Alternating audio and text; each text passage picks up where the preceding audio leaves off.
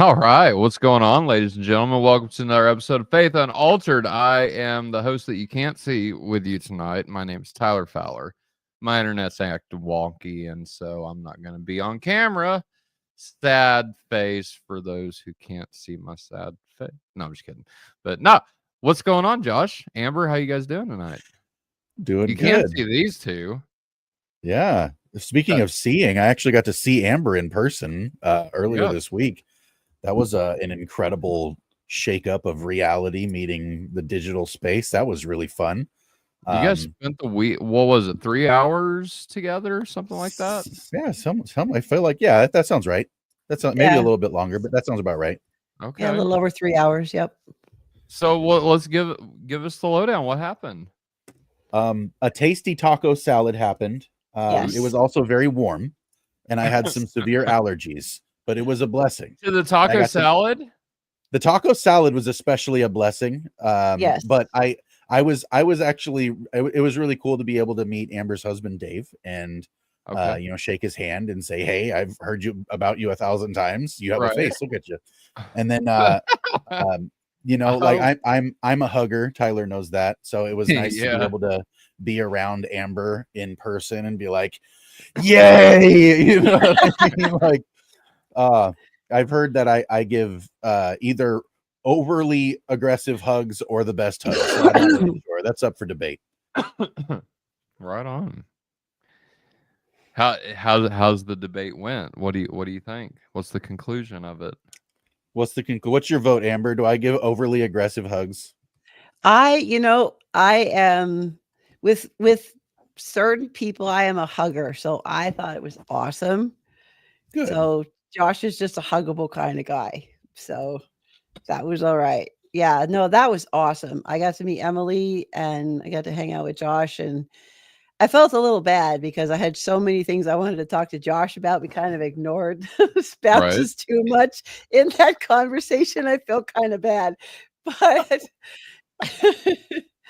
but it was awesome. Let me tell you, like Josh, and I didn't realize this until I got to go hang out with him. He's got these eyes that just like look deep into your soul, man. It's just like it is. That's awesome. why I don't look at the look. If I looked at the camera, I would scare everyone away.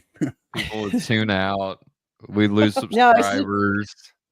It's not a bad thing. It's totally a good thing. But I just got to a whole new love and appreciation for Josh. He's just, even as epic as he is on here, he is like doubly so in person. It's amazing. Yeah, Josh is a good dude. We met in Illinois. We've only met one time. It's crazy. We've known each other forever, it seems like, and we've only actually met one time. And yeah, it's a fun time hanging out with Josh. I want to get everybody together, like all the hosts from Faith Unaltered. Like, I think it would be really fun one day just to get everybody together and go out like on an outing for like a week or something. Like all of us meet up in the middle of the country or something. I think that'd be fun. But Amber, you're coming up to Indiana here. I am. Not next week, but the last week of May and the first week of June. Yep. So, and you're going to come hang out with me, Braxton, Will Hess, Jonathan Pritchett, and then who else is coming? Curious Kairos. Curious Kairos is coming down. Yep. And I'm supposed to also get coffee with Nick Solner, who's going to come over and say hi. Nice. Nick needs to come to church with all of us. Like, we want to get everybody to show up at St. Ananias. I think that would be fun. But Nick, being a Roman Catholic, needs to come to an Eastern Orthodox Divine Liturgy. I think that would be appropriate. Well, before I go up and see Tyler and the gang, I'm going to be down in Texas, and I get to go hang out with Troy. We've already got like a couple things set up, so I'm going to go to church with him, and then while the guys in my family are going to see a baseball game, I'm going to go hang out with Troy instead because I hate baseball. So Amber's kind of doing what I want to do in the future, and just Faith Unaltered tour. Like, Amber's having an Amber tour right now and going around from state to state. I want to do that with Faith Unaltered one day. I think that'd be fun. I got to spend, like, before I went and saw Josh, I went and hung out with Nick Quint for a couple of days. I love Nick. That's not the first time I've met Nick, though. Nick and I have met before. Okay. Tattered Bible Podcast says he'll be in Indiana on the 23rd and leave on Sunday. What part of Indiana? Just out of curiosity. but we're in southern Indiana, so Evansville. I feel safe giving Evansville because I don't live in Evansville, so I don't have to give my city per se. But I'll just say a lot of people that we just mentioned too does live in Evansville, so I feel fine saying, "Hey, Evansville, Indiana's kind of close to where I'm at," without being overly comfortable giving too much info out. But no, guys, Tylerton, you know. That's right. That's right. So if you're just joining us, it's going to be a chill night tonight. So you notice the title of this video is Faith Unaltered Podcast and Chill. And we've been hitting it hard. Like, I know I just came back from break and everything, and I'm like maybe 3 episodes in. I'm like, guys, we need a chill episode. And that might be actually a little foreshadowing for what I want to talk to the crew about. So I sent out a message. I'm trying to be transparent with our audience. So I sent out a message a while back, and I want to meet with the host of Faith Unaltered, because I'm at this place in life, right, where I'm like, okay, there's actually other things that need to be done besides podcasting, right? And I've been severely lacking in those areas. And so taking the month off and realizing that, you know, finally after how long have we been doing this, Josh? Like 4 or 5 years now? 6. Yeah, it's been a while, to say the least. So that's why, for those who don't know and who still remember but haven't seen him in a while, David Russell, you know, our other founding co-host, he's taken off for 6 months, and I get it. So that's what I'm trying to say. Like, I get where people are coming from, and so I want to meet with everybody, and I would love to hear feedback from our audience as well, because like I said, it's not just the host that have this like dictatorship where we're like, hey, we're going to do this. Yeah, it's our show, but we want to involve our audience and our community in our decisions as well. I think that's one thing that separates us from other channels, is that we actually want your input, guys, and ladies. But so what I've been thinking about lately is, and this is what I want to meet with everybody about, is that do we want to continue to do weekly shows on Faith Unaltered, or do we want to actually drop this down to monthly shows? And so what I mean by that is, hearing my lovely voice, not seeing my lovely face tonight anyway, but instead of doing that every week, doing a show every week, maybe do a show once a month. And then that doesn't necessarily affect Cosmic Corner. Josh can do and continue to do whatever he wants to do, or Hebrew Bible Breakdown, or everybody else, right? I've talked to Dane. I know I keep saying this. I know people are probably like, where's Dane at? You've been talking about him all 2025. I still haven't seen him. Dane is coming to the meeting to talk about this very thing. And so, again, transparent with everybody, this is a podcast and chill episode, so we're going to talk about some theological stuff. I've got a miracle video I want to talk about, but I wanted to lead off with that, not to like bring everybody in a down mood, but just to be real with everybody and to be like, hey, you know, this is where I'm thinking of, you know, of going. So where is Dane? That's actually a really good question. So Dane is, for those who don't know, Dane moved a while back, right? I think it was September. Is that right, Josh? Yeah, I think that's right. August, September, somewhere on there. His last episode was about, August, I think, of 2024. And so Dane actually, and I don't want to tell too much of his story because that's his story to tell, not mine. But when he comes back, I'm sure he'll go into details about it. But a 30,000 foot view, Dane basically stepped down from being a pastor of the United Methodist Church based on some of the decisions that came about through their bishopric, right? So they had a big meeting. Some things got changed, and Dane stepped down from being a pastor. So that means that he lost basically everything. Being a pastor, where he was anyway, he got provided housing. He got provided basically his whole paycheck, right? He was on a salary and had a paid allowance. He had housing allowance, all that stuff, right? And all of that was taken, right? Because he stepped down. He voluntarily stepped down, so that I can no longer support, you know, I don't believe the things that you guys are wanting to teach. And so I can't be a teacher in your denomination. But anyway, so Dane stepped down. He got a real job in the real world, right? Pastor's a real job. I poke at Dane with that. But Dane realizes that. So Dane and I actually spoke last week over the phone, and it was nice to actually talk to Dane for a little bit. But he said, bro, I've just been so busy because being a pastor, I had all this time to sit down and actually, conversate with people and actually study and, just do all these things. Like Dane and I talked every day. And whenever he moved, we don't talk no more. Right. And so work is really like going from being a pastor all your life to now having to work a 9-to-5 job. Right. And in Dane's case, he was working second shift for a while. Now I think he's on first. So that's how we can all meet up, and he's off Mondays. So that works out really well with, at least 3 Crowns, because 3 Crowns was a Monday show. Right. So Dane still wants to do podcasting, but he's kind of at that place where I'm at. And it's like, we've got other things to worry about as well. Like our family, all of us are not getting any younger. Right. And so that's kind of where I'm at. Do we want to make this, like, do all of us want to make Faith Unaltered this thing to where we put 100% into all of it and really try to see how much and how big we can make this? Or is this more of like a hobby thing to where we're not really investing, we're not monetizing, we're not doing anything like that anymore? This is just for fun, basically, and something to do, once a month. So anyway, before we get into the show, that's where we're at. So I'd love to hear feedback from our audience. Hey, what do you guys want to see? Do you want more Faith Unaltered? Do you want less? Like, just honesty. I want honest opinions here. And what better people to get that from than the people who watch every show that we do? So we love you guys, and we want you to know that. And so for our hosts too, be thinking about that, because that's what I want to talk to you guys about in this next meeting. Anyway, Josh, Amber, before we get into miracle videos, is there anything you guys want to bring up real quick?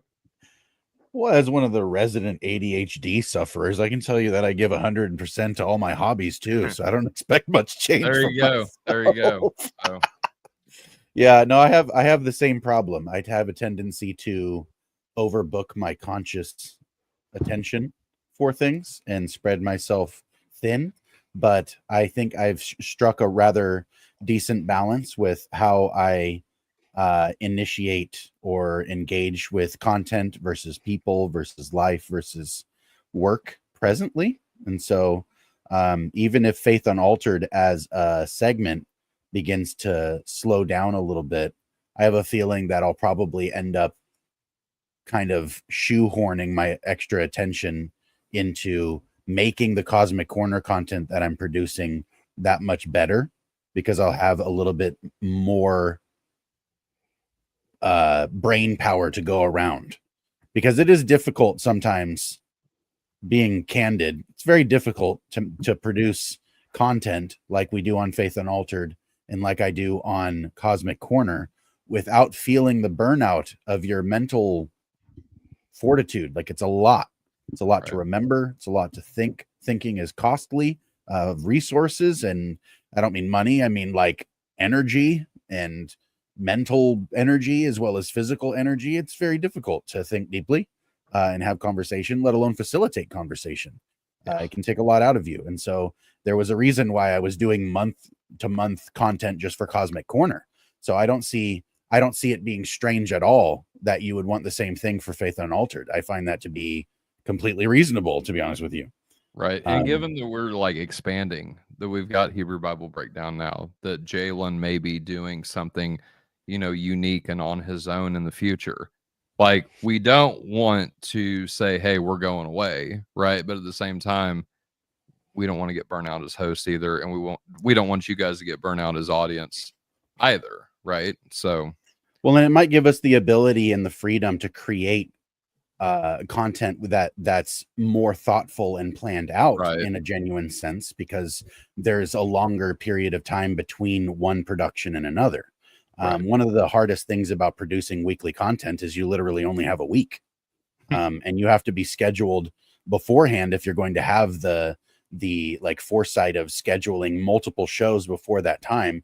And so there's a lot of backdrop work that nobody sees on the actual camera that's going into making the podcast possible, let alone executing the actual production the week of, And so I think that I don't think that anybody that listens to our show would feel at all disrespected or like caught off guard by the fact that all of us were like, hey, this is kind of hard. It Right. might be easier to do this in, chunks. Deborah says 3 times a month would be great. I believe her because she's here for pretty much everything at this point. So thank you, Deborah. I appreciate that. And we really appreciate your encouragement and support, genuinely. And we could pull that off right now with just the hosts that we have. We've got Faith Unaltered, we've got Cosmic Corner, we've got Hebrew Bible Breakdown hosts all right here on this panel right now. So that means we would all have to conduct a show 1 time a month, right? At least all once, at least one of us by ourselves, right, conduct a show.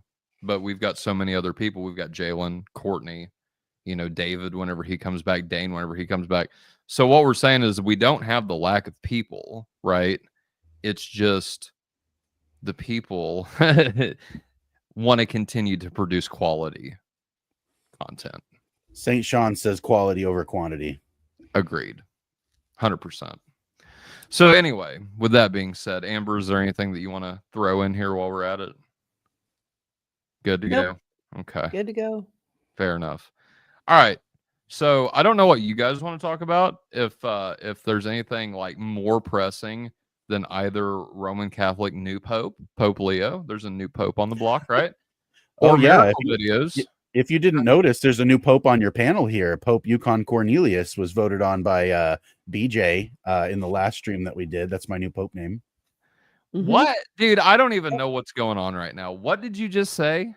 I said Pope Yukon Cornelius is my new Pope name. BJ Allen came up with that. It was the best Pope name on the last stream.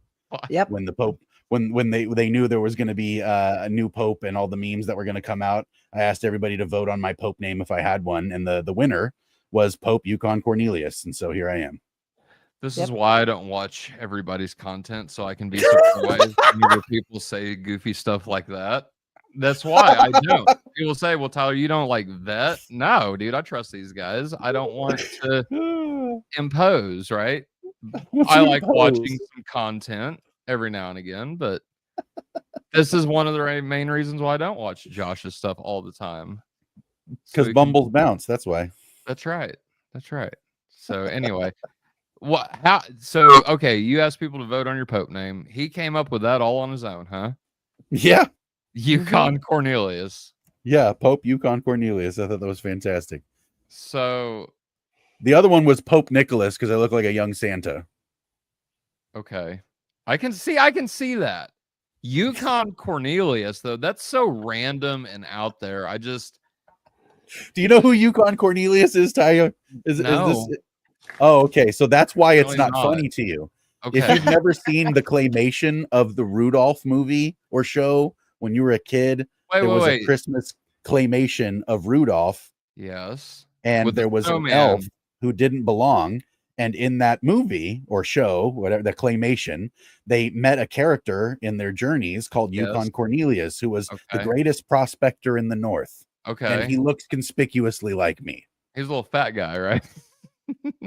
Yeah, that's conspicuously like me. I swear to God, if you see the picture of me and Josh together, whenever we actually met up standing side by side, this dude, I swear to God, looks like a bowling ball next to me, the pin. Like a bean pole, yeah. That's so hilarious. Okay, dude. No, I'm telling you, this is the funny thing is like if you look up, like I'm just gonna do it because please, I can. I've seen Yukon Cornell. Okay, I've seen the Rudolph thing, obviously, right? Like what '90s kid hasn't? Hopefully. But I'm sure it was a long time ago. To be fair, yeah. Because I haven't talked about it or seen it since, right? So I didn't immediately think, but now I know who you're talking about. He kind of I don't want to say that and sound stupid. Never mind. We're just gonna leave. I was gonna say, Toy Story, right? The prospector guy from like Toy Story 2 or 3, I think it is. Yes. You know what I'm talking about? Yeah. The prospector. Doesn't Yukon Cornelius and him kind of look similar?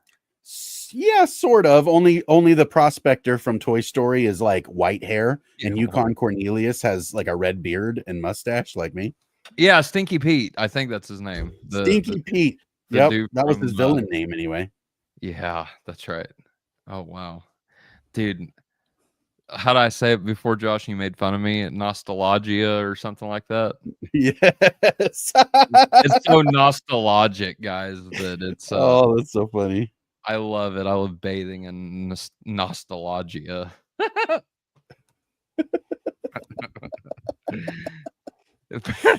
For those that don't know, we were talking about Inside Out over the phone, and the old woman that appears in Inside Out 2, nostalgia. I was talking to Josh one day over the phone, and I was like, "Yeah, that little old lady, nostalgia or whatever her name is," and Josh's like, "Nostalgia." I'm like, "Yeah, that one." Oh my goodness. Okay, so here's our new Faith Unaltered group photo. Boom. Okay, that's lovely.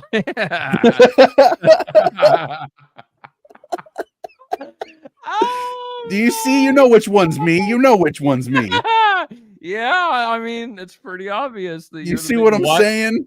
the Pope, big white one in the Pope back, Yukon right? Cornelius. My beanie's the wrong color is literally the only problem here. Oh wait, you're talking about the red beard guy. I was talking about the white dude in the back. Or sorry, the blue dude. I guess I should say. The white dude. Yes, the Bumble. To get demonetized. You called him white. Oh my gosh. Oh man, who wants to be a dentist the most? Yeah, they get to be the elf. Yeah. Oh man, I gotta watch that movie with my kids now. That's incredible. They deserve to see it, that's for sure. Wow. So about miracles, eh? Oh yeah, those miracle things that happen sometimes. What I want to talk about tonight. So for those that have watched any kind of Faith Unaltered, like at all, should know that I'm really into paranormal, supernatural, unexplained, unsolved mysteries, right? Yeah. And I have been investigating and listen to in my free time. So I really like creepypastas. For those that follow me on Facebook, I actually wrote 2 creepypastas now. One has done really, really well, I think anyway. It's got like 16,000 views on Reddit now, and I'm just like super stoked because that's like a second thing that I do. And Josh knows in my free time sometimes I dabble in writing. And so yeah, I wrote, a couple podcasts or a couple of creepypastas. And for anybody that's interested in that, I can post the link if you want to read them. But I wanted to think, okay, how can I incorporate paranormal and supernatural stuff into Christianity? And for like a nanosecond, I thought about it because our worldview is riddled, right, with miracles, supernatural. Like, I think Christianity is the basis for supernatural claims, right? I noticed with spiritualism, so I've been doing a lot of study in spiritualism in my off time and just learning about the history of it, not dabbling into the occult or anything like that. So don't freak out, guys. But I noticed that what's up, Troy?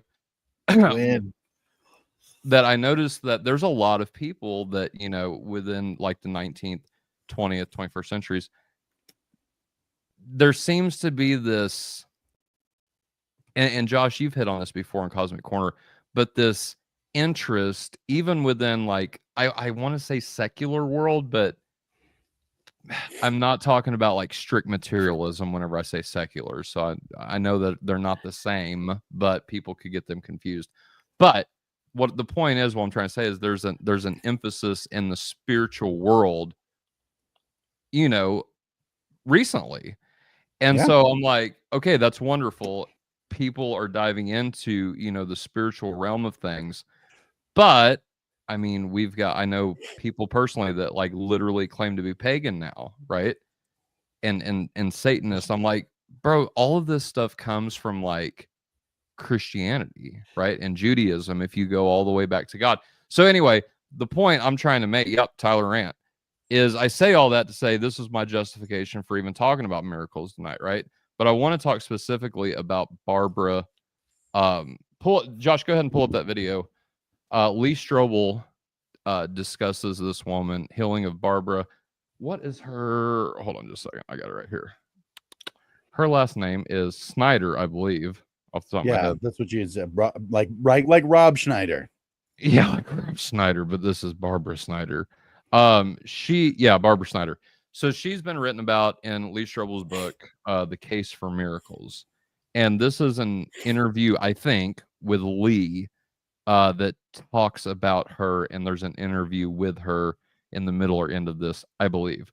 Let me just read a bit about Barbara's story. So just a brief overview.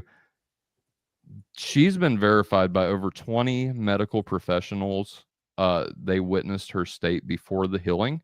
So she had multiple sclerosis. Excuse me. The Mayo Clinic records exist, and the case was investigated and remains unexplained by medical standards, ChatGPT says.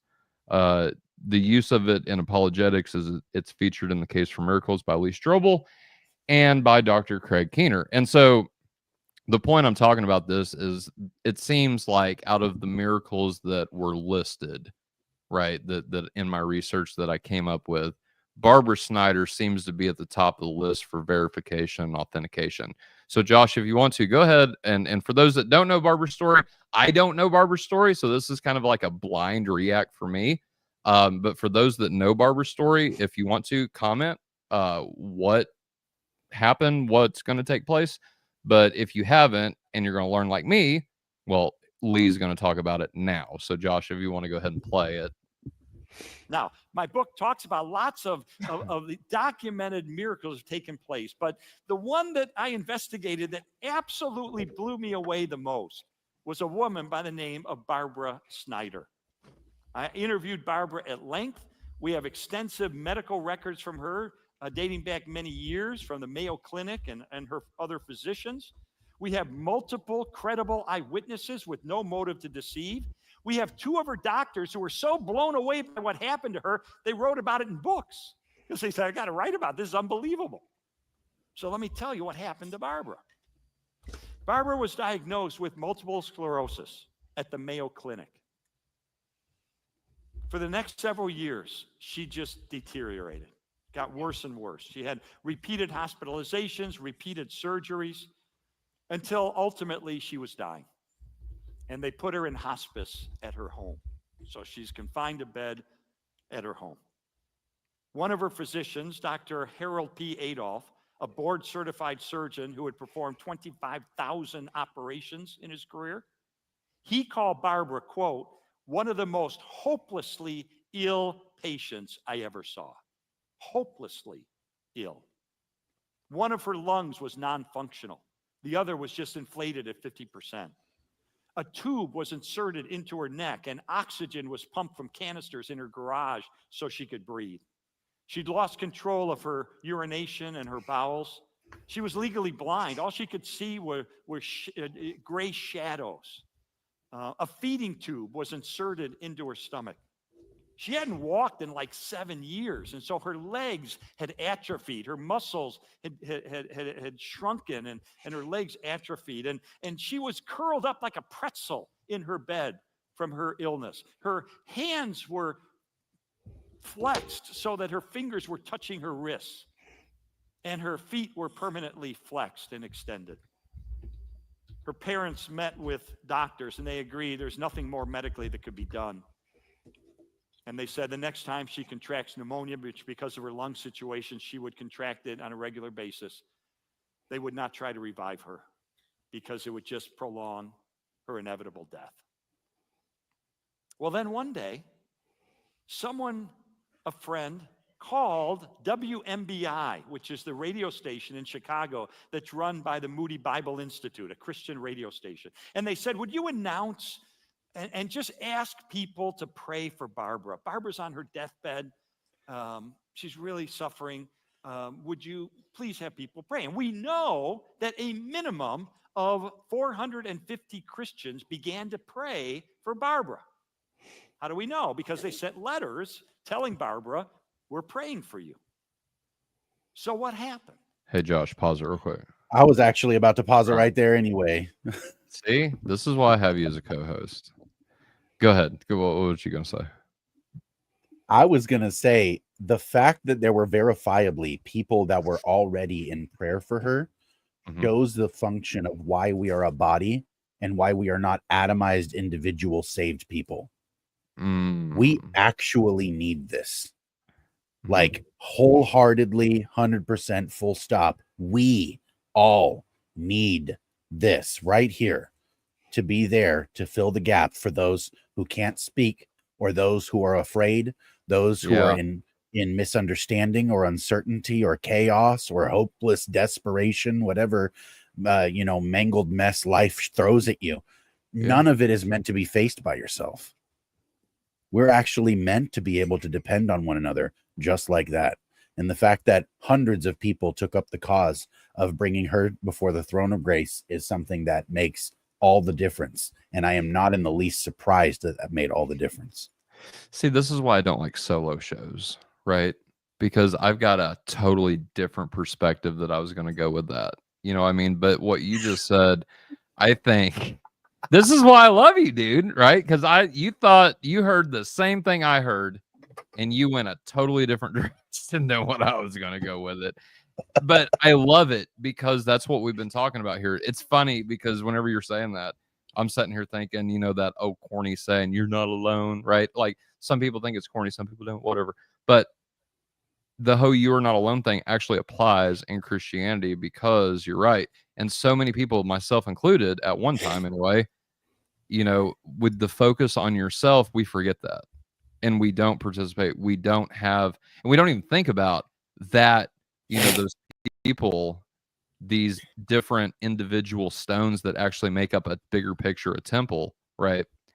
We forget that even exists and that's actually a resource that we can use to get through tough times, myself included, right?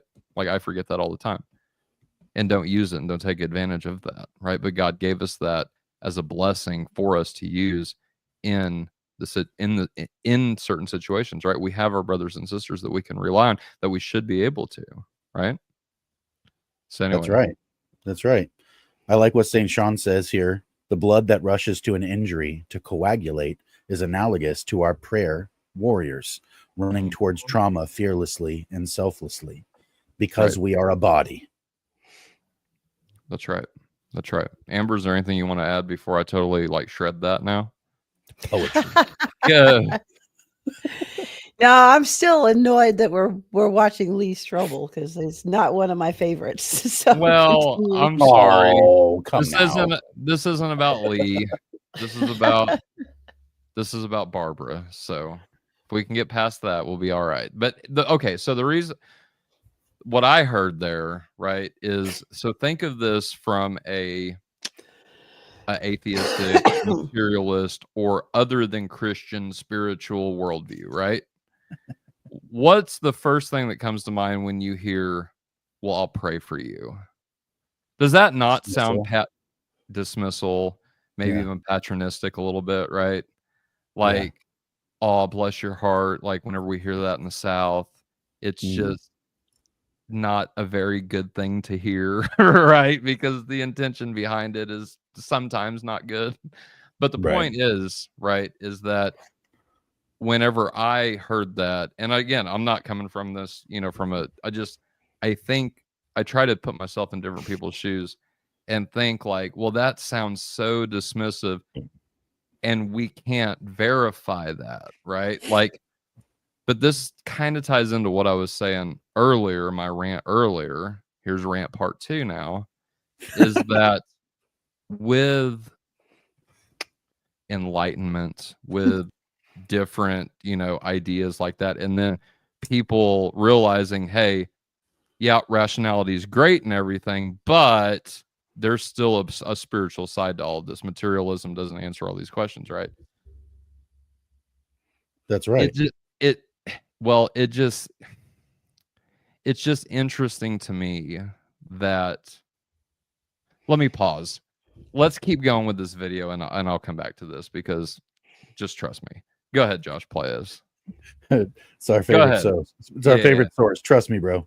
Yeah, trust me, bro. I'm going to let Barbara describe to you what happened next, to Ooh, tell this is you good. herself Good. what happened on Pentecost Sunday with her friends who came to her to read her some of these encouraging letters that the people who were praying for her had written to her. So let's watch Barbara.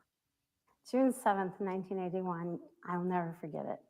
It was a day like any other day for me. That was one spent confined to bed, unable to breathe on my own, hooked up to machines, a tracheostomy tube in my neck, my arms curled up, my legs curled up. I lay there trapped inside my own body is really how it felt. I had 2 friends over. They came over all the time. They were from my church. My church family never forgot me. So while they were there, I still remember exactly what they were reading when all of a sudden I heard a booming, authoritative, loud voice over my shoulder over here say, "My child, get up and walk." And there was nobody else in the room. And there was no one else in the room, and the door was over here. There were windows over this way. And instantly, I knew it was God. But instantly, I also knew that my friends didn't hear that, which is kind of interesting too. Yeah. And I needed to share with them what I heard. Well, I had this tracheostomy tube in my neck. That's how I breathed. And I had hands that did not work. Pause it. So my friend said, whenever I heard it, I knew instantly my friends didn't hear it. Like, automatically makes me think of the Bible verse that some people heard the voice, some people thought it was thunder. You know what I'm talking about? Yeah. Whenever God spoke to Jesus from heaven, and some people thought it was an angel, right? That just what she's experiencing, or what she says that she experiences. Like, I don't. All right, picking up my rant now. I hate. You want to be a good skeptic, we all know. Yeah, well, here's the thing, right? It's like whenever people say that can't be proven, like, I don't care. You can't prove what this chick's saying, right? But just because you can't prove something like verifiably, scientifically, right, doesn't mean it's not reality. And I know where people will say, well, then how do we tell people they're delusional? Like, I get it, right? But at the same time, it's like, if God wants to speak, so if God exists, right, and God wants to speak to us, even on an individual basis like this, like, that's his prerogative. Why do we have to verify that? Why do we have to prove that?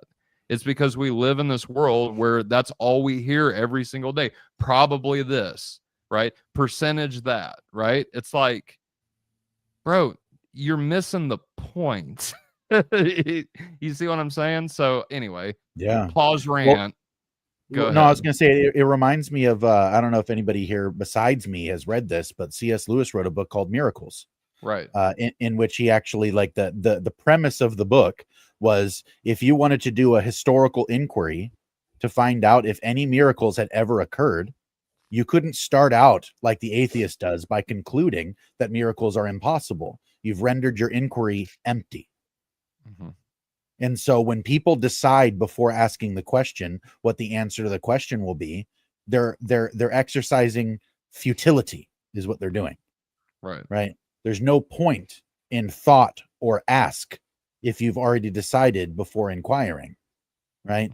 And the thing is like, okay, miracles, the gripe, let's say, by the skeptic is, well, maybe it violates the laws of physics. It's like, no, it validates the regularity of the laws of physics. Otherwise, you wouldn't notice them. If miracles happened all the time, they would just be qualified as part of what the laws already are describing, which, by the way, the laws of physics never caused anything. I don't know if anybody knows this, but like kinetic transfer of energy, like momentum and those kind of things, like none of those descriptions ever started any pool balls rolling to smack one another. It took agency to do that. A person had to begin the process, and then the laws simply describe what happens after the new event is introduced.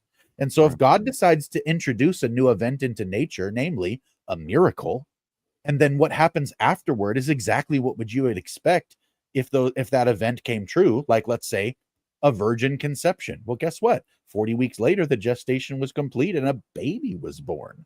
Yeah. So there you go. New event, same trajectory. This is how it works. The laws of physics took over and made it real. That's what happens. It's not a violation of anything. It should be exactly what you expect if there's an agency outside of creation. Right. Amber, anything you want to add? I am actually a big believer in miracles, but that's just me. Do tell. Why? Why? I was going to Why say, do you believe in miracles? Why? Because I have been the recipient of enough of them to know that the weirdest things can happen, and it is divine intervention. And so I have experienced enough of them, either myself or by someone that I've been with, that it's just like not even a question for me anymore. We're going to have a tell-all. I've been saying this for a while. We need to have an episode of Faith Unaltered where we all just like sit around and talk about God testimonies. I'm totally cool with it. Recently, and this is a side note, it was very brief. Recently, I went to a small event that was hosted by at a house by somebody who's from my sister's church. And when I went there, one of the things that they do is have everybody sit down in the backyard. They read some scripture, they do a prayer, and then they have everybody break off into clusters or individuated groups so they can have conversations. And during the conversations, they try to facilitate what they've been calling Kairos moments, which is, if anybody's familiar with the concept, it'd be eternity touching temporal time, something like that, where God's time breaks into our time in some real sense. And so what they're trying to facilitate is those moments where you can detect God's fingerprints, right? Mm-hmm. And usually I would say, no, that's probably a bad thing to try to furnish. But the way they did it was very organic because they allowed people to share a testimony and then allowed everyone around the group to ask probing questions about the testimony to get the person who shared an opportunity to say, I think this is what God is indicating out of my experience. Thank you for helping me see it clearly. And they genuinely look and listen to one another. And it's very touching. And I think it would be really cool to introduce something very similar to that in some shorts or something like that, little mini episodes. So I think that's something that would be really nifty. Yeah. Yeah, that's good. If you want to, Josh, go ahead and continue. I see people in the chat saying that they've got like a lot of miracle stories and things like that. If you want to share your miracle story, like either privately or publicly, throw a comment up. Let me know. Like I'd be like, or if you want to like schedule an appointment to come on and talk about that'd be great. Or if you want to email us, faithunaltered@gmail.com, we can, if you don't want that public, shoot us. Or if you'd like to remain anonymous. Yeah. One of the two. Yeah. Anyway. All right, Josh, play the video. Let's see what happens to Barbara. They knew I wanted to talk. So they'd come and plug the hole in my neck. And I said, I don't know what you're going to think about this, but God just told me to get up and walk. And my friends got really quiet. I know, but he really did tell me to get up and walk. Run, get my family. I want them to be here. And my friends all of a sudden jumped up. And while they jumped, so did I. I was so excited, I couldn't wait for anyone.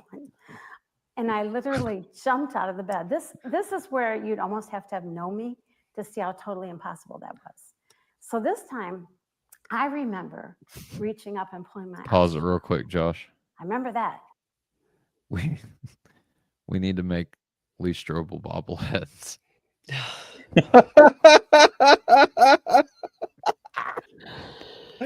Oh no. That's hilarious. But you know what? Interviewing somebody, like having done that, I know exactly what he feels like. Shaking your head like that. Yeah. Yeah, sure. I'm sorry. That just stood out to me. Anyway. The calm listening along look. Yeah. Lee Strobel bobblehead. Share this if you want to see that. Go ahead. Hashtag. And then I jumped toward the voice. My friends are over here, but I jumped towards the voice. And as I jumped up, the first thing I remember isn't what I would think I would remember. Hey, but I jumped. Pause it real quick. Hold on, one more. And every time Lee shakes his head, you got to read a Bible verse.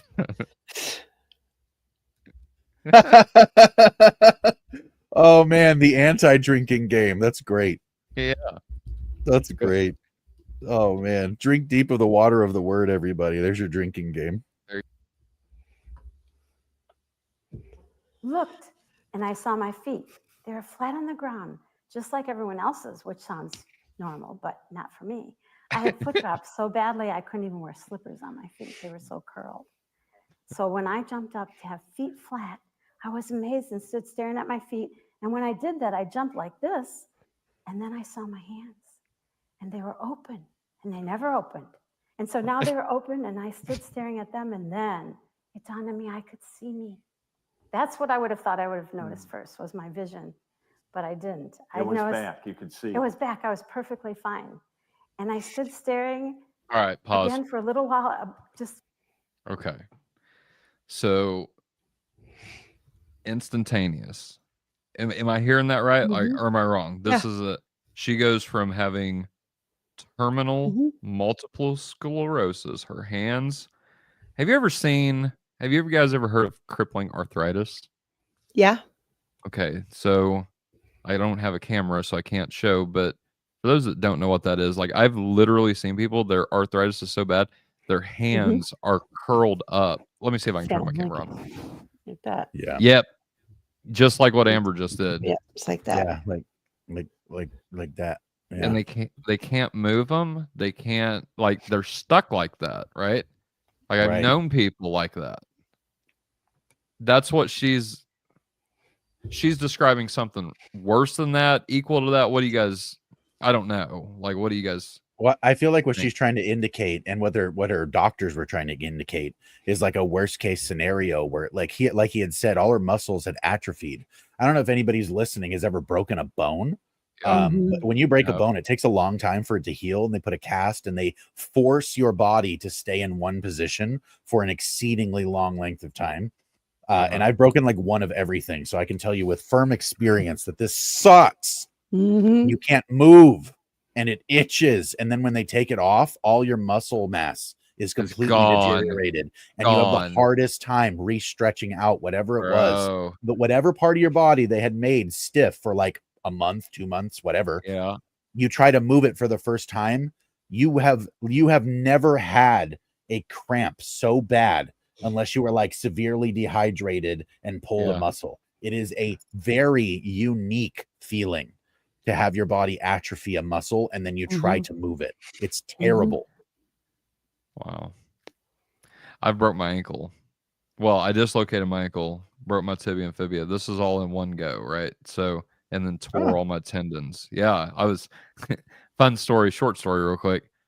I used to work at Margaritaville Beach Hotel in Florida as a security guard. And I found a beginner surfboard. It's foam instead of wood. I brought it home and I was sliding around in the yard with it with the kids, with my girlfriend at the time, her kids. And I fell down. Like I went set down Indian style, and one leg went right, but the other leg went wrong, and all my weight came down. And I did all that. So but the point is, I had that cast on, right? And then whenever I got it taken off, bro, my calf was so small. So that's what Josh is talking about. Like, I'm good, bro. Like, I know exactly what you mean, and it sucks. Right? Sucks so bad. The first time you got to point your toe straight down, I bet it got stuck for 10 minutes. Yep. You know it. All right. Yeah, dude. You even lift, bro? Jeez, getting stuck. Come on now. All right. Here, we'll go back. Hashtag more feeling potassium. what it felt like to look at and see me. And then I turned, and that's when we were like women. We all started jumping up and down, screaming and thanking the Lord. I remember I didn't understand anything except where once I was real sick, I was well again. And it has to be God. That's all I knew. All right. So anyway, all right, we can take the video down unless we want to listen to Lee some more. But well, it's a summary statement, but I'm sure Amber would love that. Yeah, I know she's dying to hear it. But two things stood out to me in that video. Okay, number one, Lee's facial expressions. I can't unsee them now, right? Like that is the only appropriate time is in an interview is to look at somebody with your mouth gaped open like that and just staring at them. Like that's the only appropriate time to do that. All right. The second thing that stood out to me during that video is how similar things were. So on a serious note now, no hate to Lee, even though Amber hates him. But anyway,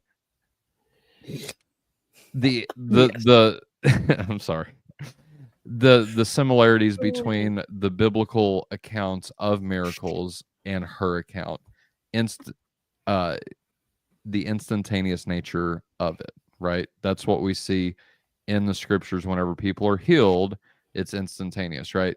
Like hearing voices that that detail stood out to me, like it sticks with me for some reason, that she heard this voice, right, that she knew her friends didn't hear. I forget who said it, so forgive me, but somebody posted John, I think 12:29, is that right? That's the story that I'm talking about. So those two details, like I said, I'm sure there's more, right? Obviously, going from sick to healthy, that's a big motif in the scriptures, right? That's huge. That plays so many different roles in the scriptures. But like I said, those two things stood out to me, and it's like they validate it for me anyway, because they line up with scripture that, okay, now add in the 20 verified witnesses, the Mayo Clinic records, all that other stuff, right? The scientifically verifiable stuff, all that's just bonus for me personally, right? I know not everybody's going to be convinced of that, and that's fine. But just for me, okay, cool. What do you guys think? What stood out to you from that? What do you guys think about it? And yeah. You go ahead, Amber. I've kind of ranted a couple of times. We need to hear some more, Amber. I think, I mean, yeah, I think it's spew hate, Lee Strobel hate. So no, I'm not going to talk about Lee Strobel. Oh, you just did. She's going to talk about C. Lobel.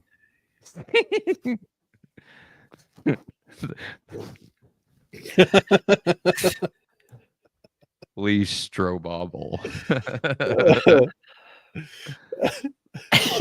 Lee Strobel. Anyway, no, I think that sounds to me that just sounds legit. Like she experienced a radical healing miracle. Like those are a thing. We see them in scripture. They're well documented throughout church history. You know, you still see them now. So, you know, I don't see any reason to doubt her story. It sounds legit to me. It reminded me of I don't know if you guys ever heard. I know Tyler's probably heard this. I think I've shared it with him before. But there was a case of a miraculous healing that was caught on tape, which was really interesting. That it kind of reminded me of. I'll see if I can pull that up later, because I don't want to say too much. If we have a healing caught on tape. What are you talking about? A recording, somebody whose voice had been destroyed because they had throat cancer. Yes, and their throat was completely destroyed, and their speaking voice and their larynx was atrophied. Yes. And speaking of atrophy, his larynx, his voice box, his vibrational cords within the throat that produce this sound. Yeah. He didn't have that. It was atrophied. It was completely stuck. The most he had was a hoarse whisper. And that's how he was actually preaching a sermon and doing things. No, bro. That. No. Go into the background. He talked like this. Everybody, like he's like on video. I think it was like 11 years or something. 11 years ruined. So here's the thing. If you're going to fake this, right, you have got to fake your voice being like, and dude, find the video and pull it up, because I want people to hear this if you haven't. I'm excited now.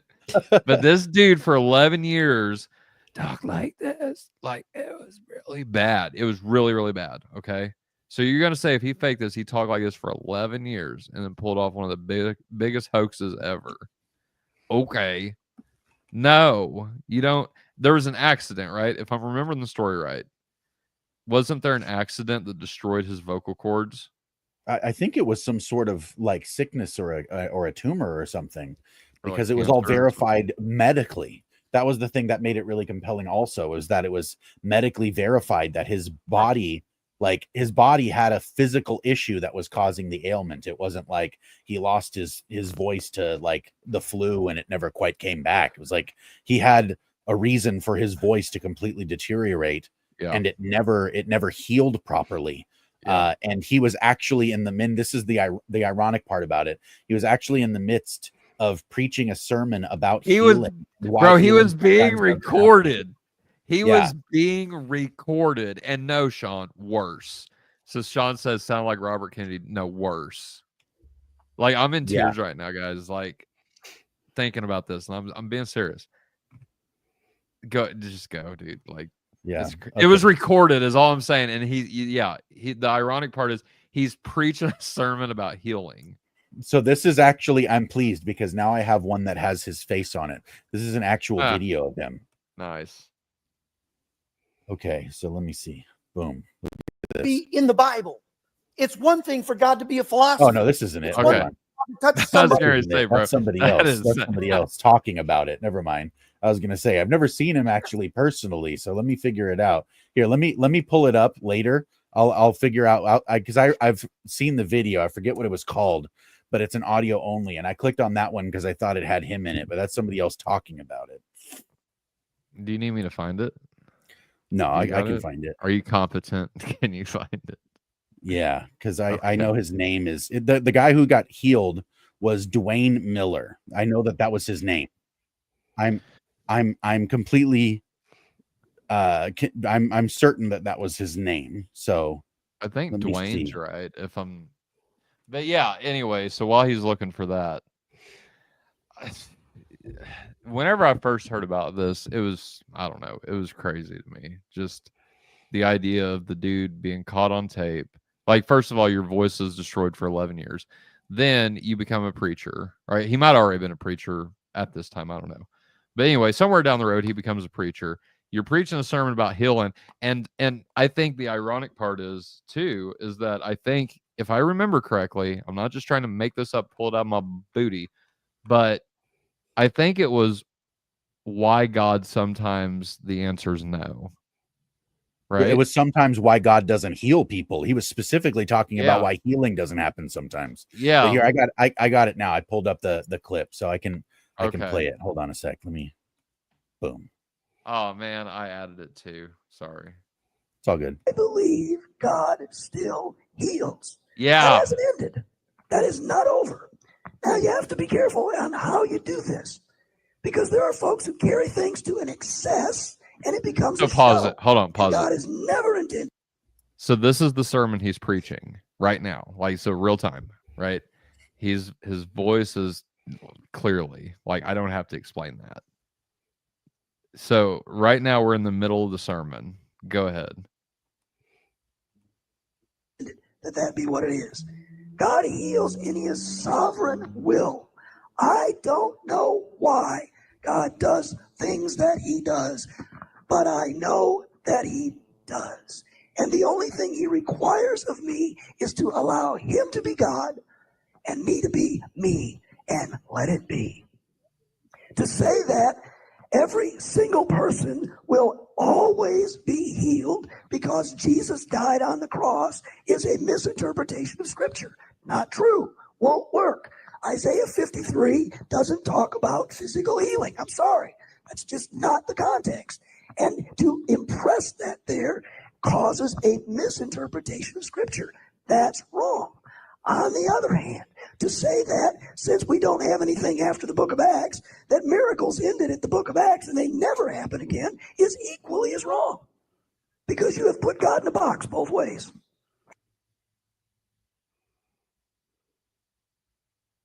To his point and to his credit, I think that's entirely fair, the point he just made. Bro, he's about to get healed. So everything this dude says from this point, like everything in here should be scripture, I think, at this point. He gets healed during the sermon, bro. That means that's verified that, yep, he's right. I feel like that's the case. I do. I feel like that's verification. Yeah, for sure. And he doesn't want to be in the box. So the psalmist says, I'm excited. Bless the Lord, oh my soul. One of his benefits is he heals all of my diseases. And in verse 4, he says, and he redeems my life from the pit. Now, I like that verse just a whole lot. I have had, and you have had in times past, pit experiences. Oh, listen, dude, like, pause it. We've both. You can tell, like, something, like, go back. Something just shifted in his voice. Yeah, you for hear sure. it change. Like, I got headphones on. If you're not listening to headphones, I don't know if you can hear it. But put on headphones. Go back. Have had, and you Keep have going had back. in times past, Keep going back. experiences. Keep going back. Yeah, right there. That's good. His benefits is all right, listen. Heals all of my diseases. And in verse 4, he says, and he redeems my life from the pit. Right now, there. I like that verse. Right there. It changed.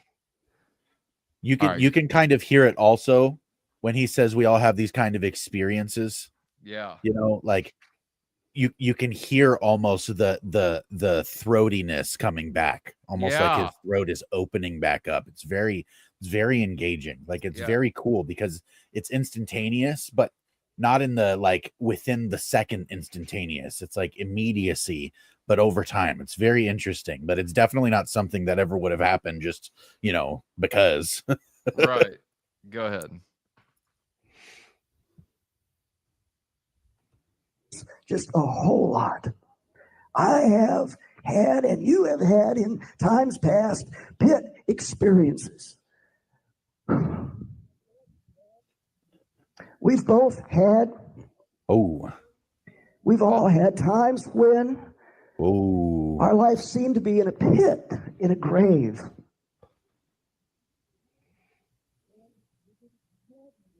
And we didn't have an answer for the pit we find ourselves in. So pause. How do you do that to someone? Like you're in the middle of a sermon, you're probably already nervous, right? He was making a point. Listen. And then just God shows up. Like that's gotta be like a God troll, right? Like, well, I feel like what's really like very striking about it is you can hear in his own voice the moment of recognition. Yeah. And he tries to push past it, and it just makes him fall apart. Right. You can't do it. Like you're in the middle of a sermon and like go just keep playing it. I can't do it justice. And I don't understand this right now. Amen. That's cool, bro. You hear everybody in the background just laughing. At the moment. I'm not quite sure what to say or do.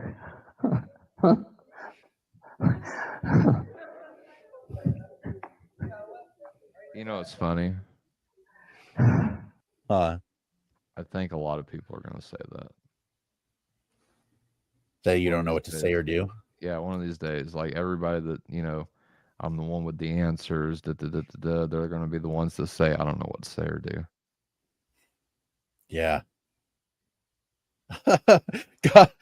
God's like, nah, bro. We're going to sit in this moment for a minute. Yeah. You don't need to continue. Just he was like, speaking of the pit. Just let me do my thing. Yeah. Oh man, my wife and I have an inside joke. That's God being cute again. Yeah, I'll take it. Oh man, Cosmic says he's not necessarily jumping on board.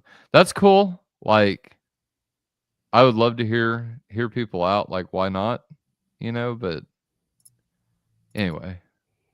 Yeah. Well, the thing is what I find compelling about it is not the change of voice.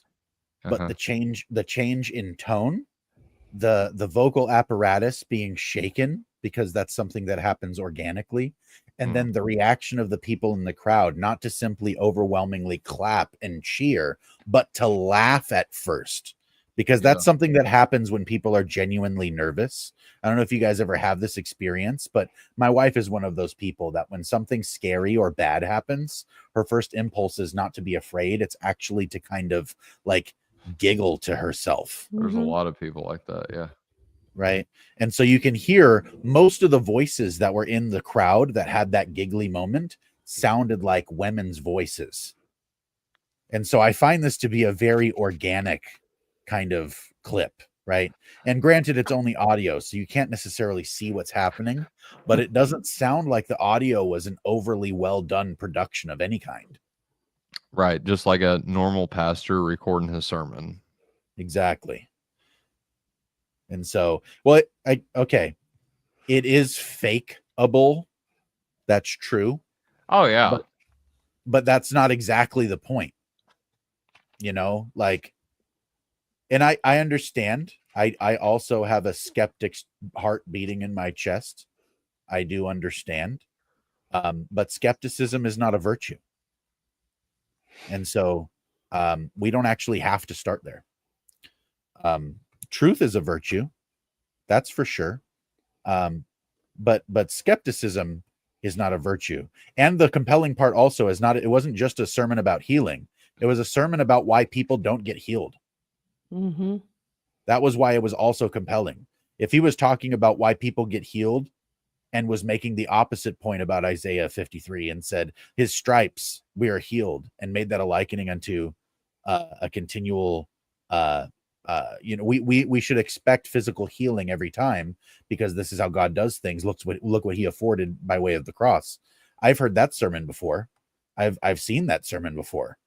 I've even probably preached a part of that sermon before, if I'm square with you, but I've never heard anybody in the context of saying sometimes people don't get healed and sometimes you have to be okay with that. Sometimes life sucks and it's hard and you need to wear a helmet. And in the middle of that, God's just like, I'm sorry, what'd you say? Right? Like I find that to be a very blessed interruption. And so if it is faked, it's still, I think, I'm not saying that I'm sorry. Maybe I misspoke. I'm not saying you're virtuous for doubting or not virtuous for doubting. I'm saying that it's one of those things. He's saying you suck. We train ourselves in the modern world. We've trained ourselves to think like materialists until otherwise necessary. And I don't think it does us any favors. It really doesn't. And I don't say that with like any snide in my heart or anything like that. Like I genuinely have the same problem.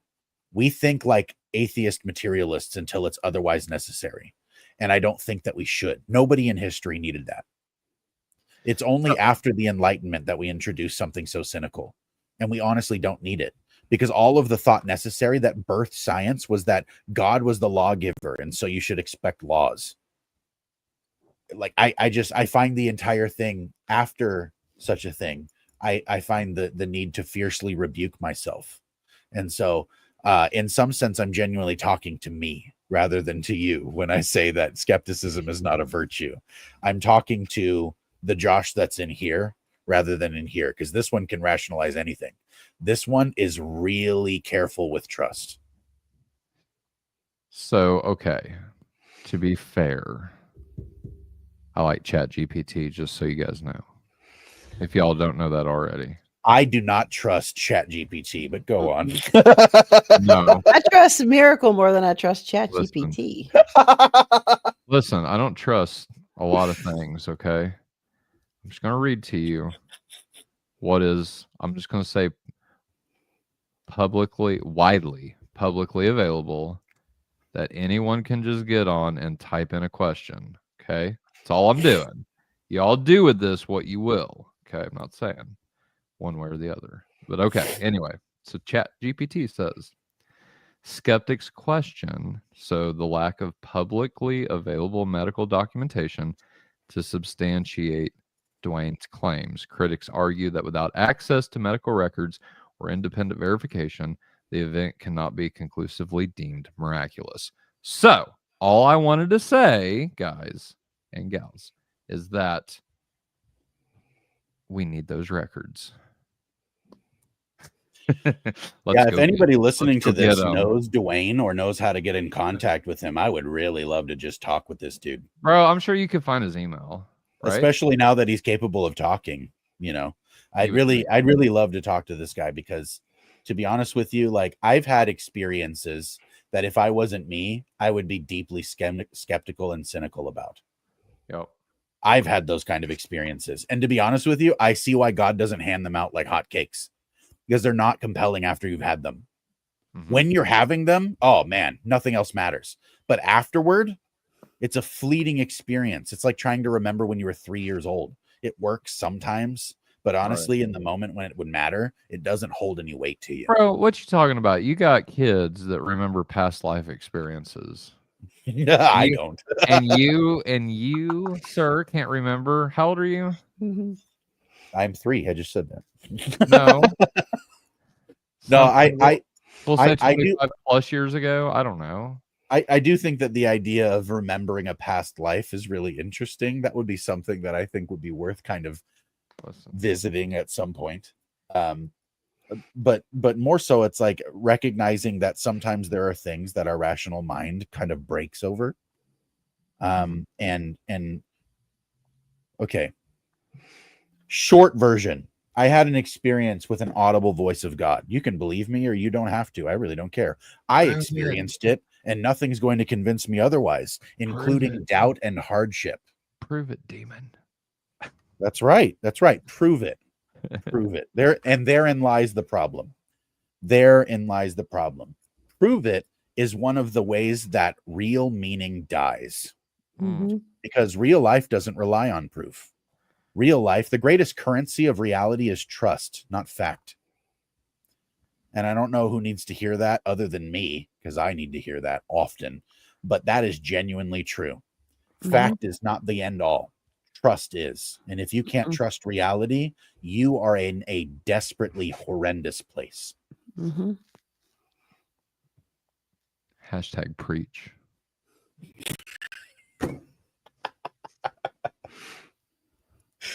Oh man, I've laughed a lot this stream. I needed this, man. That's why we do it. It's therapeutic, I say.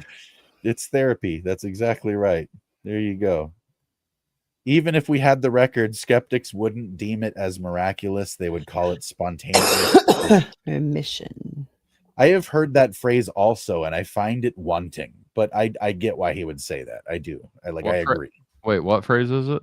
Spontaneous remission. In other words, it's a medical dismissal for miracle to say, oh, they got better instantly and we don't know why. Yeah. Right. Okay. You know. Hashtag miracle. Strobel nodding his head in agreement.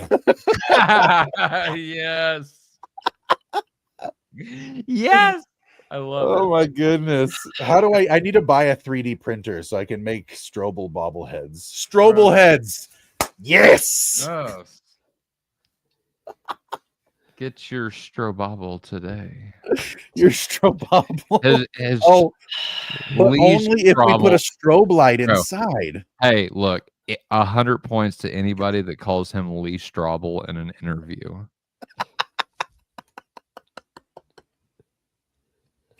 Oh man. Josh and I love you, Lee. Amber hates you though.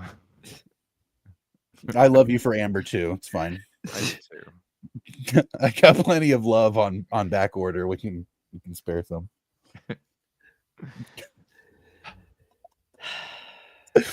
Oh man. Yeah, that's good. But anyway, so I heard the audible voice of God once. This is a good segue into that. His lawsuit, a case unaltered.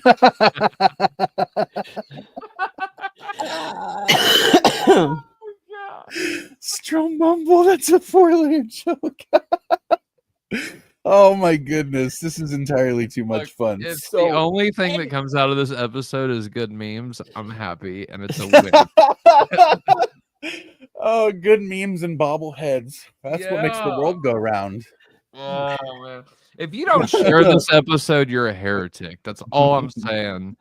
Hashtag Jamie said it. But yeah, so here's the thing. I can tell you that out of all the times I've ever heard somebody say, I want to hear God's voice audibly, I laugh at that now. No, you don't.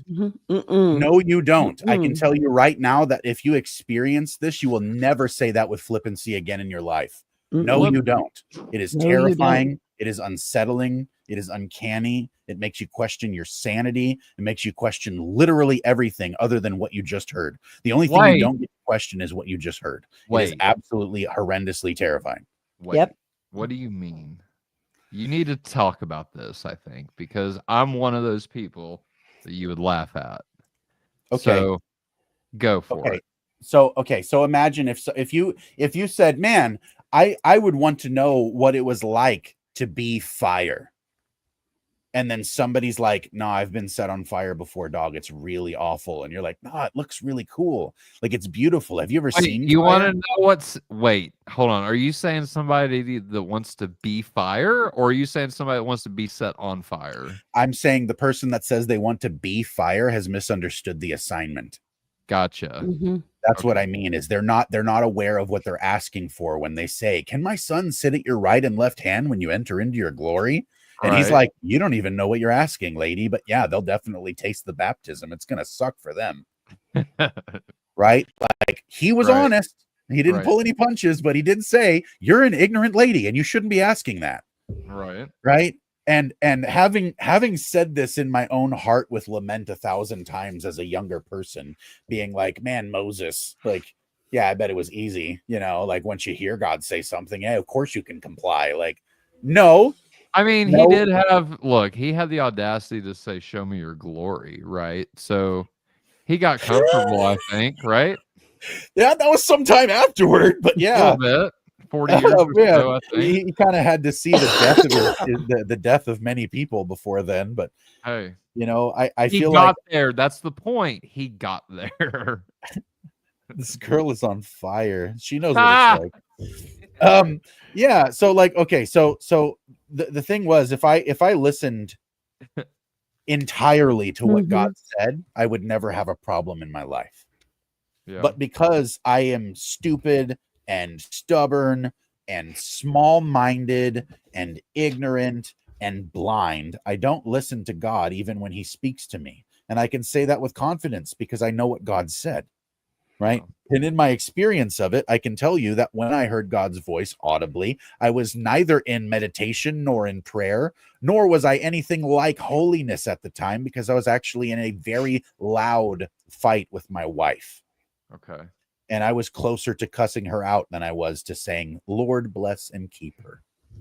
And so I can tell you that when it came, perhaps in my case, it was a lot more like a terrifying interruption than it was like a comforting, you're going to be okay, son. So hold on, time out. Were you a Christian at the time? Oh, yeah. Yeah. Okay. Yes. I'm not entirely confident that my wife was, to be fair. But in the circumstance, I was far more angry and embittered and ugly in my heart than I had been in a long time.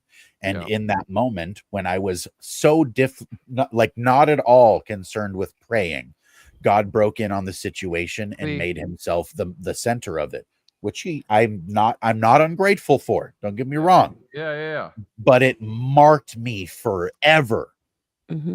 Like, for real. Side note, I think it'd be fun to talk about what happens whenever Christians get to those times, because I think there's a concept out there that people don't. And let me tell you something, we do. Right? So anyway, I think that would be fun, but I don't want to get off on that right now. Go ahead, Josh. No, it's okay. I was going to say that the time frame in which this happened, my son was probably about 1.5 years old or something like that.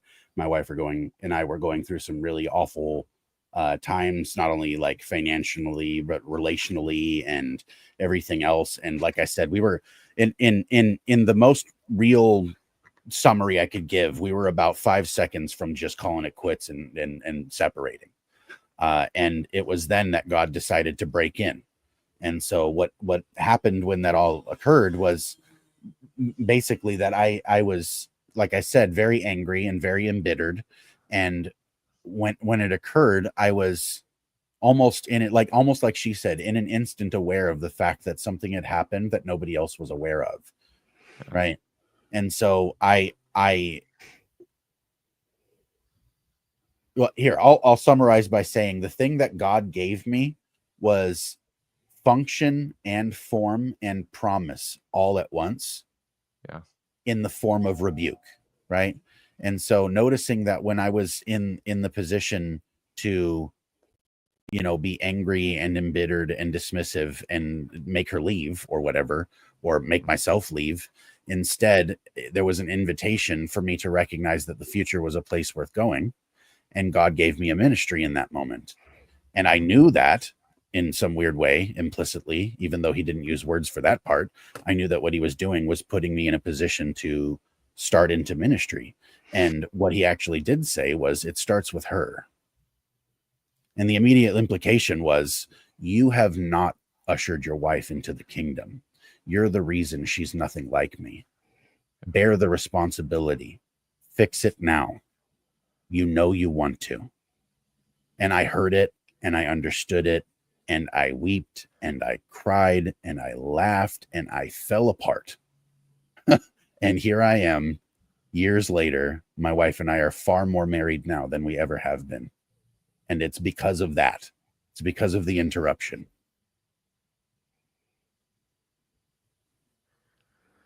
So dead air's not good for podcasts, right? Or radio. But I think it's appropriate here. So I'll give it a couple seconds. But I had to jump in. So anyway. Well, what do you think of that now that I've explained it? I don't know. Do you think that, because when I said that it's flippant, I didn't mean that in a necessarily derogatory way. No, I know. meant that in the way that when children are like, I can't wait to be a grown up, and we laugh at them.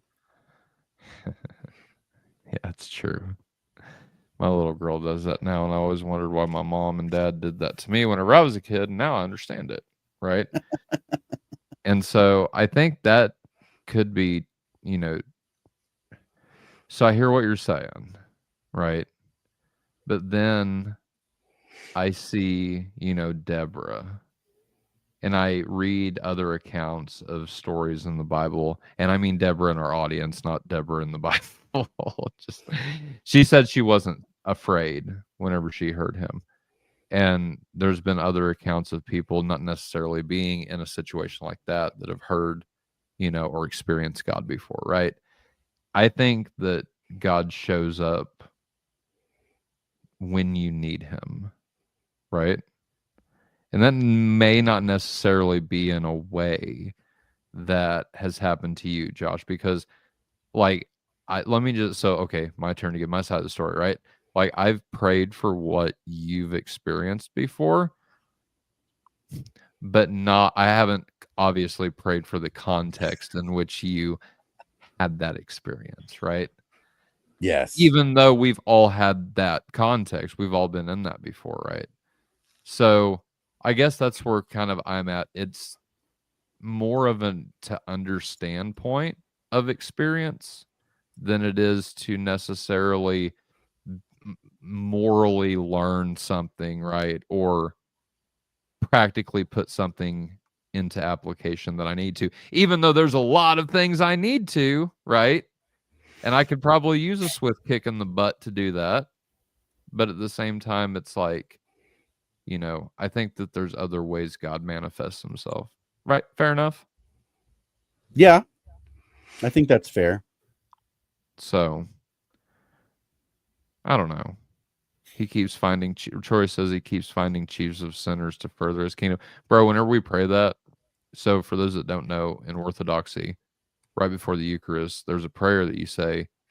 And in that prayer, the phrase, I am the chief of sinners, is said, right? Is prayed. Like, that's something that, even though somebody else said it, it's a feeling that, I think anybody that's, really been born again has felt over and over again. I felt that way before. Like, I'm definitely the chief of sinners, even though there can only be one, right?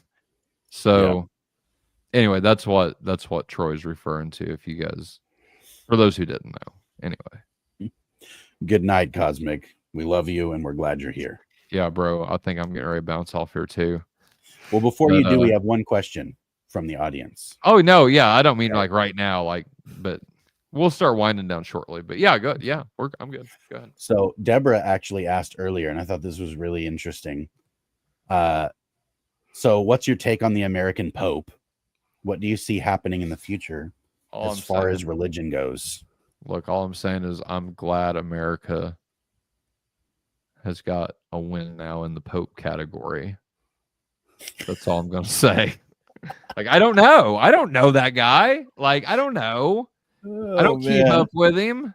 Bro, I don't even keep up with orthodoxy like some people do, right? Like, I know I'm probably not orthodox now that I said that, but it's true. Like, I got other things going on. I'm trying to, bro, look, no lie. I'm trying to play Red Dead 2, okay? Like, I'm not trying to care about what happened with the Pope. It don't concern me, all right? I'm more concerned about Arthur Morgan and what I'm doing in Red Dead.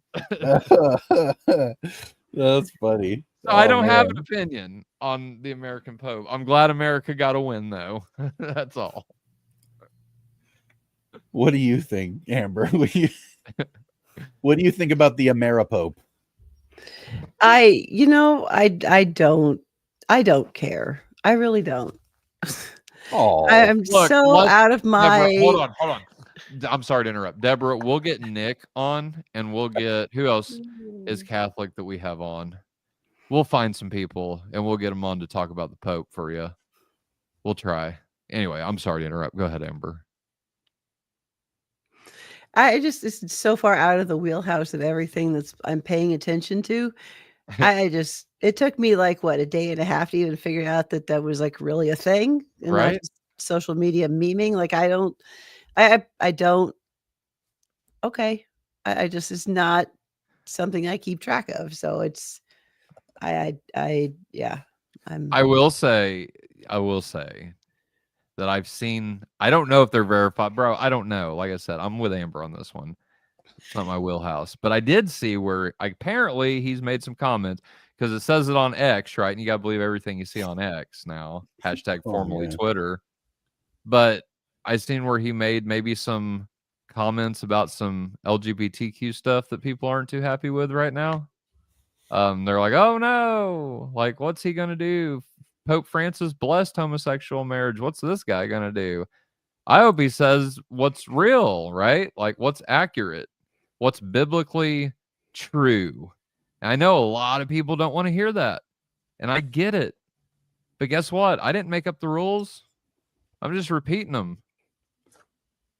Well, it seems like his first homily went over really well because everybody appreciated the fact that he was, trying to take a note of seriousness, Look, I don't know if I'd respect him more or if I just hope the other way. But if he came out with the homosexual thing just right off the rip, I don't know whether to be like, yeah, or if I'm like, I don't know if I'd start off with that, bud. Like, you know what I mean? Like, you don't want to start there, I don't think. But I don't know if you saw this one, Tyler, or not, but Troy said Trump's tariffs are working. Now even the Pope is made in America. Yeah, there you go. See? We got it. Oh, man. So, okay, so my take on the American Pope, I think that it's interesting that America finally comes in with some relevance to anything like relevant to Christians and Christian history and maybe even eschatology. It's very interesting that people in America read the Bible and read Revelation, and it seems like all they can see is red, white, and blue all through the book. And they think that everything that happens in America is a sign of the revelation coming. It's interesting that America's finally on the map, biblically speaking, or traditionally speaking, or however you want to take that. What I think is going to happen in the future of religion, and this is something that I've gone over in some detail in Cosmic Corner, but I think that what's coming down the pipes is ultimately that materialism and atheism are dying a very slow and uncomfortable death. And in their stead is going to be the rise of a very loose, informalized, unstructured, and uninformed spiritualism. And in the place of something that should have structure, should have the inheritance of tradition and understanding and wisdom and history, right? What will happen instead is a kind of idiosyncratic, anachronistic, like a la carte spiritualism that's going to kind of emerge. And I think that's what's coming down the pipes. And we didn't necessarily see it. Man. Oh, there you are. We didn't necessarily see it with Francis, but a lot of people intuited that Francis was going to be an open door toward a kind of liberalism. I don't think that necessarily, I think people took that beyond its merit somewhat. He did say some funky stuff, but like, I think people go out of their way to exaggerate about figures that they dislike. And so I think that was one of those things that kind of took place. But being somebody that rejects the papacy outright, and that's why I wouldn't pursue Catholicism, I see there is a major problem that we can see being made very evident more and more so every time something like this occurs, that putting in the hands of one person what should be distributed across multiplicity is probably not the best approach, in my opinion. Granted, it's my opinion, but I don't know that it makes much sense to look at Moses and be like, yeah, God delegated all the authority of Israel to Moses. Moses delegated that authority out also under the orders of his Midianite father-in-law, not God.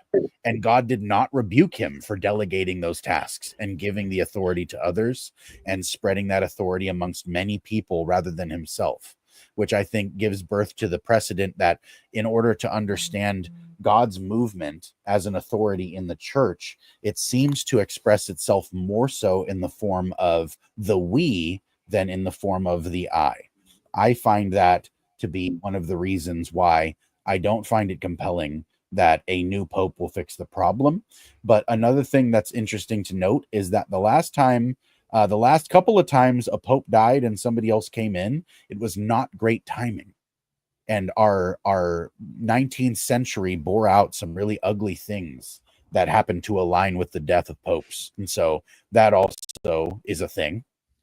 Rather uncomfortable. Don't mean to be a conspiracy theorist, but just saying it was a little weird. You are.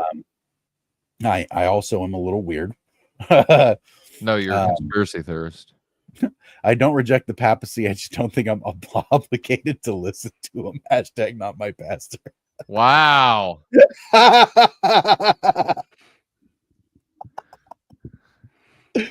Oh, that's wonderful. I ain't even touching that with a 10-foot pole. I'll let Sean and Nick hash that one out. MPGA, make the papacy great again. I agree with that. I'm for that. Let's go, Trump. Man. Oh, that would terrify me so badly. Hashtag Trump won. Why? If Trump was the Pope? Bro, that'd be the best thing ever. Ever. For a societal novelty, maybe? Say it louder for the people in the back. Ever. Hashtag Trump Pope.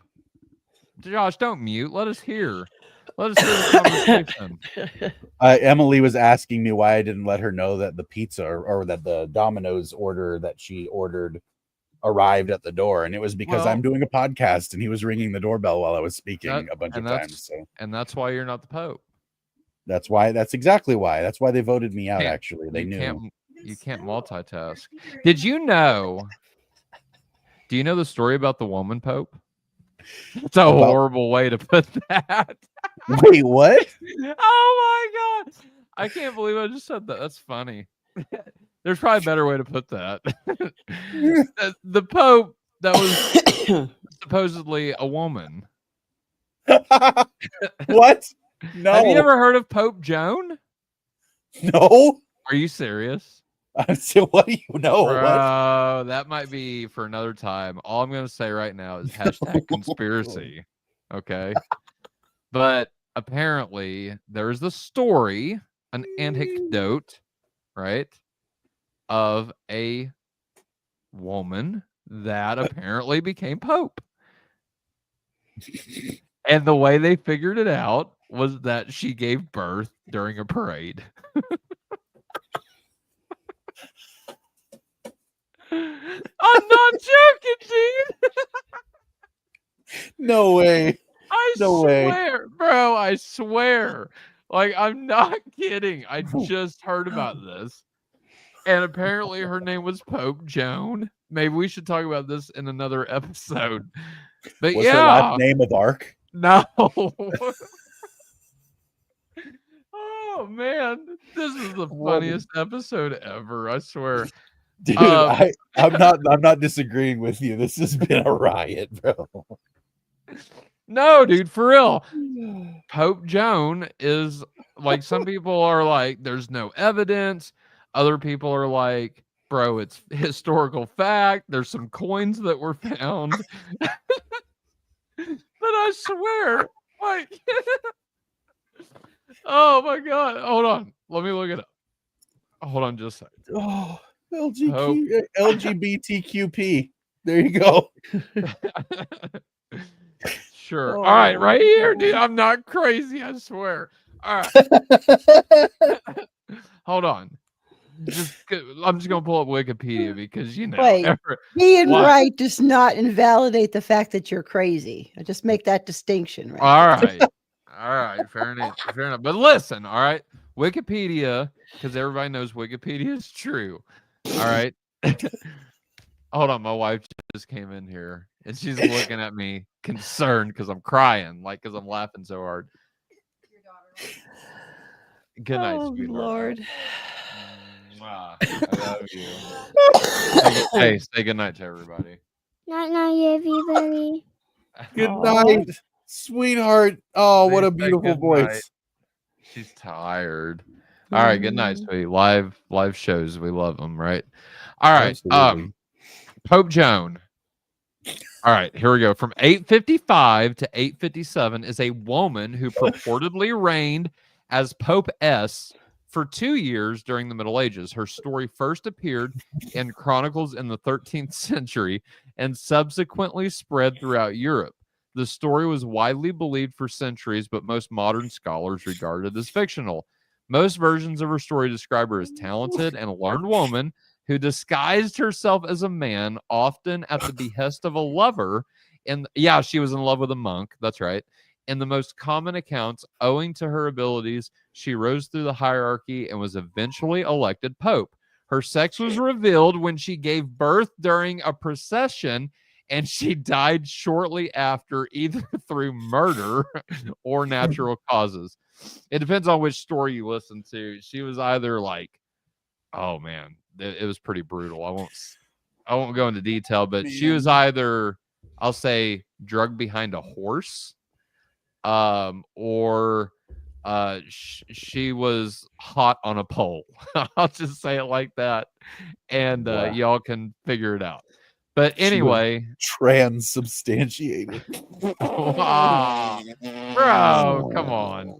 All right, her sex was revealed. Okay, that was terrible. The accounts state that later church processions avoided this spot and that the Vatican removed the female pope from its official list and crafted a ritual to ensure that future popes were male.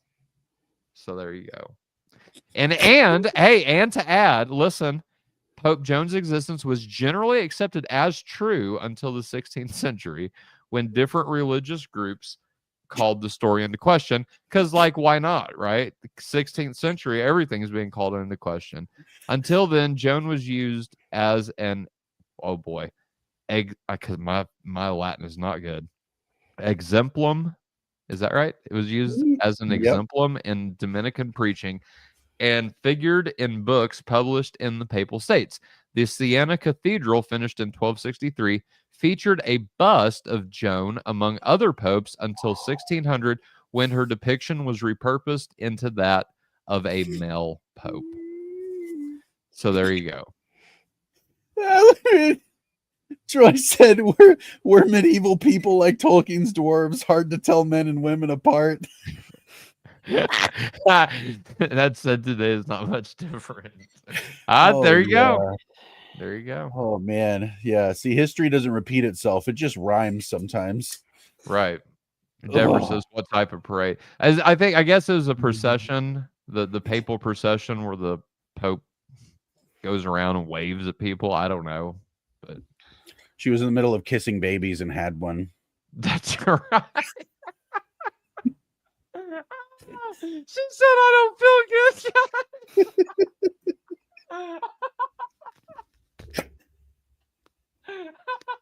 Can you imagine?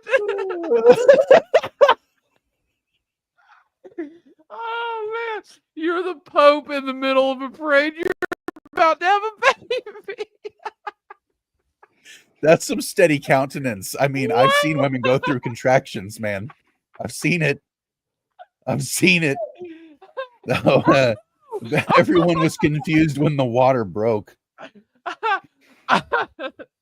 It's a miracle. Like, when you start screaming, once you get to about the 10 centimeter mark, and you're like, ah! And they're like, push!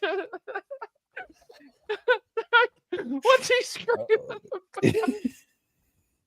Oh man. Oh man. Man, John's getting fat, ain't he? Oh man. Oh, this is so funny. It made Tyler a soprano. I'm normally a bass. That's my high voice. That's my head voice. For those who know music. Anyway, we're singing. All right, I'm back. I'm back now. Oh man. Wow. That was incredible. I can sing in 6 octaves, guys. So you know. My face hurts. There's something y'all didn't man. know. Night. Arrest the relics. Oh man. Okay. Ooh. Well, I think that's a good note to end on. So unless you guys have got something else, I'm done. Just a word that next Friday it's Cosmic Corner. We're gonna. Oh man, let me. Ooh. Yeah, so next Friday is going to be the next Cosmic Corner, everybody. We're going to be talking about walking through the shadow of death. We're going to be talking about death and grief, the fear of death, and why death should no longer be feared. And so we'll probably talk about some of the things we talked about on the symbolism of life and death episode, but I have a feeling that it's going to go a bit deeper into let's say why Christ has victory over Hades, not only the place but the persona, and why it is that sin is deeply tied to mortality. I have a feeling that that's probably going to be a big central focus, as well as perhaps the experience of grief and why it is valid, even though we have a hope for the future, that grief is still a real thing. And so if that's something that you feel like you're struggling with or that you'd like to hear talked about in a meaningful way, that's just coming around the corner next Friday. So there's that. I'm not sure. I think Amber said she had a Hebrew Bible breakdown coming up soon, right? Yep, that is next Wednesday. Next Wednesday. Gotcha. Next Wednesday, yes. So be on the lookout for that. If you're a fan of Amber and Courtney, like I am, you should be on the lookout for the next Hebrew Bible breakdown episode. Should be really brilliant and beautiful. You guys are going to be talking about using study software, right? We are, and we have a guy who is a digital content editor from Logos who's going to come and talk to us as well. So whoa, we're going to get the skinny on all kinds of stuff, biblical tools. So it's going to be awesome. Get them to reveal their secrets. All of them. Yes. We need the dirt. Okay. Well, I didn't actually get a pizza this time. I think my wife got hot wings and breadsticks and something else. She didn't actually buy a pizza this time. But normally, just to make the devil mad, I totally get pineapple on pizza. But I That's right. get jalapeno, Yeah. pineapple, and bacon on white sauce. It is from the Lord. No one will ever convince me otherwise. I don't know about the jalapenos, but all of that sounds great. You should remedy your ignorance and get some jalapenos. I don't think so. I'm good. That's what you get for thinking. I'm not a spicy guy, so I don't do spiciness. Oh, no, come on. I do sour. I like sour, like warheads. Squeeze a lemon on it. I don't know. Bro, I don't know. No. Anyway. So, with that being said, stay like Christ. No. Yes, see, pineapple belongs on pizza. St. Sean says so. It's fact. It's canon. No one can Thus tell me saith the otherwise. Sean. Thus saith the Lord, truly, who Yes. used Sean as a prophet. Anyway, and made pineapple in his gracious glory. that's right. We're that cult that likes pineapple on our pizza, guys. So if you want to join, our monthly dues are $300 a month. That's per individual. And no, By there's dues, no, he means pizza bill. there's no family discounts. Pizza bill? No, you need to You pay guys me. don't have a pizza bill? Man, No, maybe it's you just might. me. You might get pizza. What? We don't provide pizza. We No, brainwash people. it's true. You don't provide pizza. I have to pay for it myself. That's Jeez. right. And we turn them into Tyler followers. And Oh, man. am I going somewhere I shouldn't? I have no idea where you're going. I have no maps. I have Well, nothing. if that's the case, then it's probably time to end this. So we're going to be doing some other episodes similar. I had fun tonight. I thought this was really fun, really off the wall, really not normal for us. And I think it was needed. So I want to do more like this. I laughed. I cried. And I think anytime that happens, that's a good thing. And so if y'all want more content like this, let us know. If you don't, unsubscribe. I don't care anymore at this point. Leave. Get out. No, I'm just kidding. Don't do that. Don't do that. No, we love everybody and we seriously want you here and we want your input on things. So if you want to see us do episodes on certain things, let us know. That's why we're here. Share this video if you enjoyed it. If this is your first time here, I apologize because this is not the norm.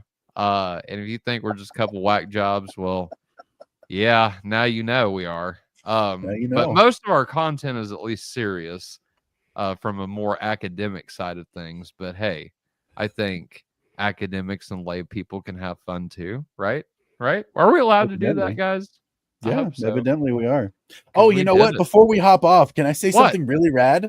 No. I had mentioned last Friday that I was supposed to start a men's group Bible study at my church. And evidently a couple of people were praying for me because that went so beautifully. Nice. And everybody that was there was really happy with how it went, including myself. And I can't wait to do it again. So if you would keep that up, lifted up in prayer, anybody who's still listening.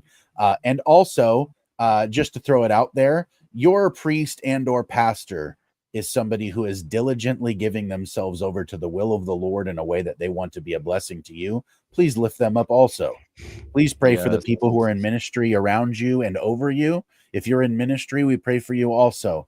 Please, after anything, if you take anything from this episode, please begin and continue to pray. Yeah. Don't talk about Pope Joan without praying for your pastor or priest. Let's not do that, okay? Pray first and then share about Pope Joan giving birth to the baby in the street. All right. Amber, anything else? She's definitely not going to be Joan of Arc now. Can you imagine what it's going to be like whenever you're actually here? Oh, it's going to be just like this, but taller.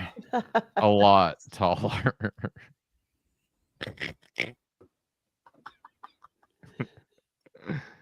If you're still with us, thank you. This is technically the after show, I guess, at this point. It is. That's right. Is The there- Fantastic Five. If there's any recommendations for shows, let us know in the comments below. I can rap, y'all. Anyway, have There a it wonderful is. night. Have a wonderful night, seriously, from the bottom of our hearts. And thank you again. I just want to give a shout out to everybody that prayed for and gave and shared our GoFundMe. For those that don't know, we hit our goal for my wife's surgery. And so while all that we are waiting on right now is for her to break Eden from breastfeeding, because she cannot breastfeed, and Eden's been used to that for a little over a year now. So anyway, that's taken some time. So with that being said, after that, I think we're going to schedule the appointment, and so I will keep you all updated on how that goes with her. Please continue to pray for her. And but again, I just want to say thank you to everybody that donated, shared, and was praying for us. We hit our goal, and we couldn't have done it without you guys. So thank you. Yeah, praise God for that too. Amen. Amen.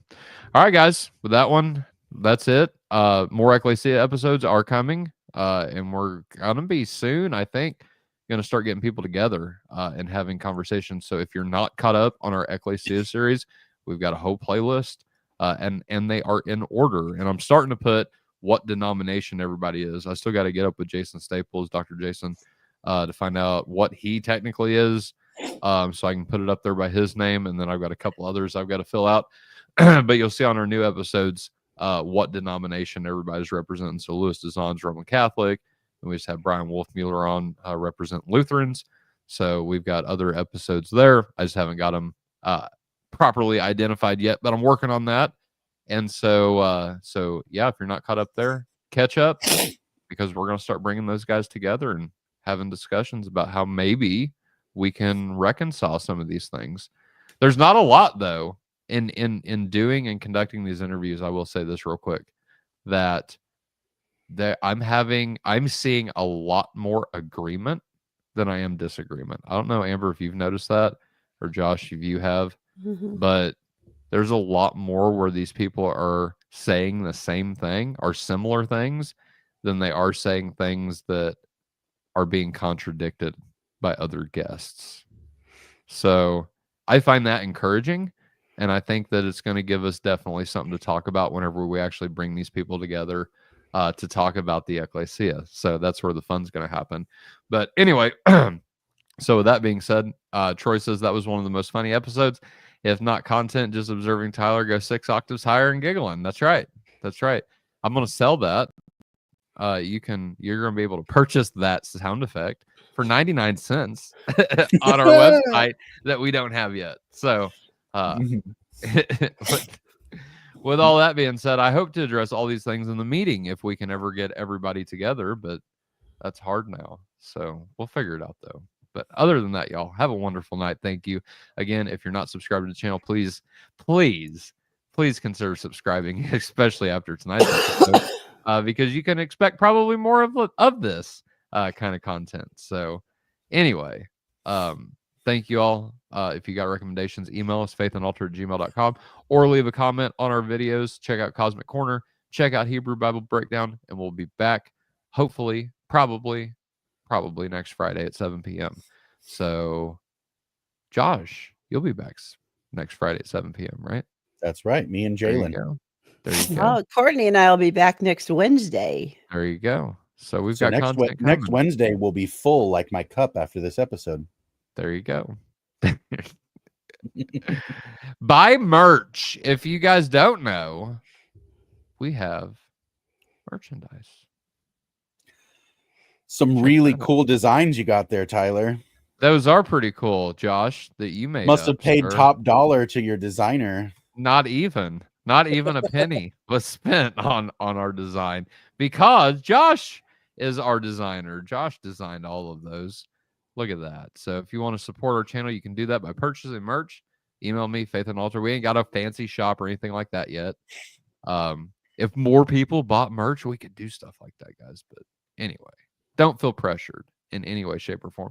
But if you want a cool hoodie, you can email me, and I'll take that order from you personally. Also coffee mugs. And then if you want, we've got our membership program, which we're going to start adding more to that. Especially if we go down to only doing monthly shows, I want to add more only content. We might do that very, very soon. Just for our members, have like a members only live stream or something like that. But don't fret. I am going to do more stuff like that. We're going to do more stuff like that. So be on the lookout for that stuff. So subscribe and we'll see you next time. But until then, what? I can't see because of the 5 and the heart thingy. What's it say? Me realizing I'm burn a CD old. Have you been? How long have you been waiting to throw that up? About 3.5 minutes.